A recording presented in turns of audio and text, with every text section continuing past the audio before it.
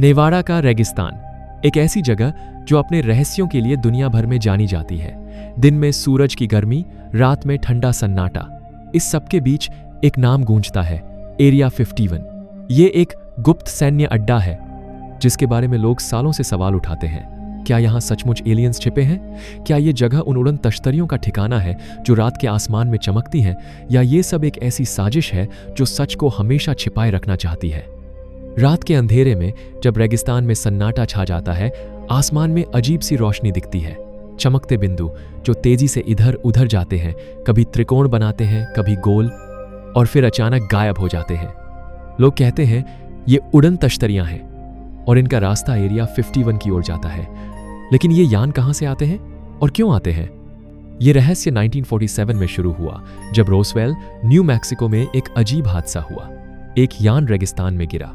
उसकी धातु ऐसी थी जो ना टूटती थी ना पिघलती थी।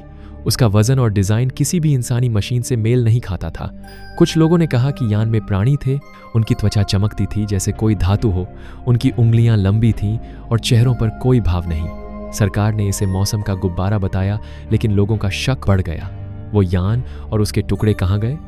लोग कहते हैं कि उन्हें एरिया 51 ले जाया गया। कुछ का मानना है कि वो प्राणी जिंदा थे और उन्हें यहाँ गुप्त लैब में रखा गया।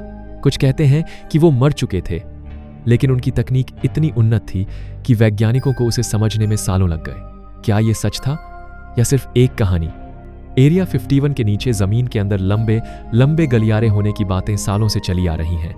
ये गलियारे मीलों तक फैले हैं। वहां ऐसी मशीनें हैं जो इंसानी समझ से बाहर हैं। चमकदार गोल यान जो बिना आवाज के हवा में तैर सकते हैं। कुछ लोग कहते हैं कि ये प्राणी जिंदा हैं और उनके दिमाग से संदेश भेजे जाते हैं जैसे वो कुछ कहना चाहते हों।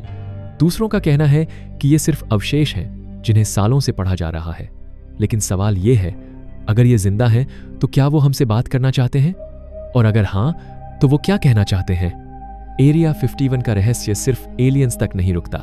यहां की तकनीक की भी अपनी कहानियां हैं। स्टील्थ विमान जो रडार को धोखा दे सकते हैं, ड्रोन जो बिना पायलट के हजारों मील उड़ते हैं और इतने सटीक कि एक सुई को भी निशाना बना सकते हैं, लेजर हथियार जो किसी भी चीज को पल में जला सकते हैं। कुछ लोग कहते हैं कि ये तकनीकें इंसानी दिमाग की नहीं बल्कि रोसवेल के यान से मिली थीं। लोग दावा करते हैं कि 1947 के बाद एरिया 51 में एलियंस के साथ एक गुप्त समझौता हुआ। इस समझौते में हमें उनकी तकनीक मिली और बदले में उनके होने को छिपाने का वादा किया गया। लेकिन यह समझौता किस लिए?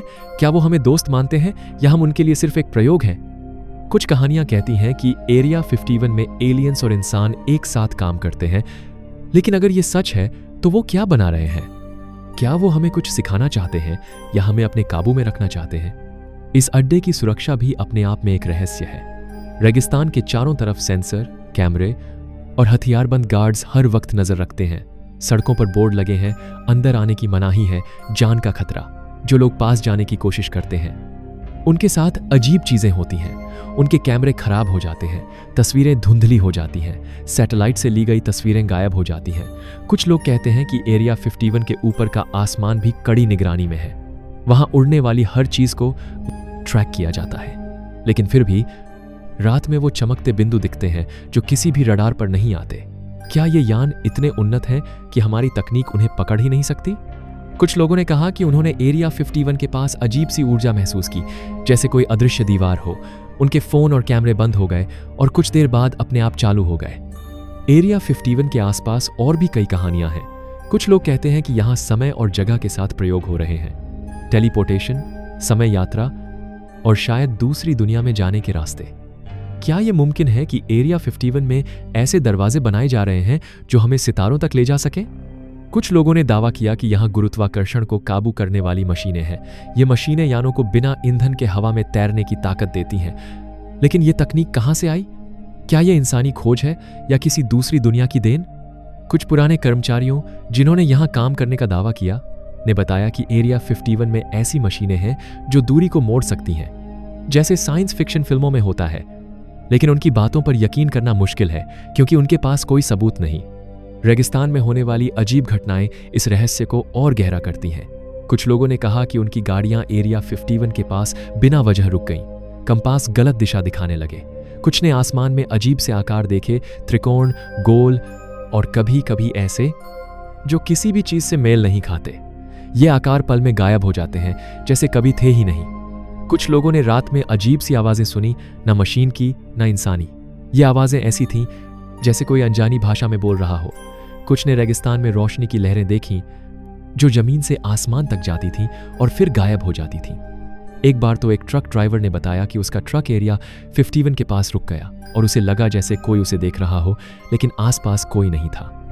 एरिया 51 के बारे में एक और सवाल है, क्या यहाँ सिर्फ एलियंस की तकनीक का अध्ययन होता है या कुछ और भी? कुछ लोग कहते हैं कि यहाँ इंसानों पर भी प्रयोग हो रहे हैं। टेलीपैथी, दिमाग को काबू करने की तकनीक और शायद ऐसी मशीनें जो इंसानी सोच को पढ़ सकती हैं। कुछ लीक हुए कागजात जिन्हें बाद में गायब कर दिया गया। हर बार जब कोई इस रहस्य के करीब पहुंचता है, सबूत गायब हो जाते हैं, लोग चुप हो जाते हैं या उनकी कहानियां अधूरी रह जाती हैं। क्या एरिया 51 सिर्फ एक सैन्य अड्डा है जहां नए हथियार बनाए जाते हैं, या यहाँ कुछ ऐसा है जो इंसानी समझ से बाहर है? रेगिस्तान में हर रात जब सितारे चमकते हैं, एक हल्की सी रोशनी फिर दिखती है। शायद ये एक संदेश है, शायद एक जवाब जो अभी तक हमारी समझ से परे है। एरिया 51 का रहस्य आज भी अनसुलझा है। हर नई कहानी, हर नया दावा इसे और गहरा करता है। क्या हम अकेले हैं या हमारी दुनिया में कोई और भी है? क्या सच कभी सामने आएगा या ये रेगिस्तान का रहस्य हमेशा के लिए छिपा रहेगा? शायद एक दिन जब सितारे जवाब देंगे, हमें सच पता चलेगा। लेकिन तब तक एरिया 51 एक सवाल बना रहेगा जिसका जवाब शायद आसमान में लिखा है।